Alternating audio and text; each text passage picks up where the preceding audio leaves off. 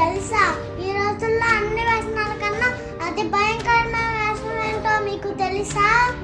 మిమ్మల్ని సోమలుగా చేసేది మీ సమయాన్ని, మీ ఆరోగ్యాన్ని, మీ ఆలోచనలు, మీ మనసును పాడు చేసేది.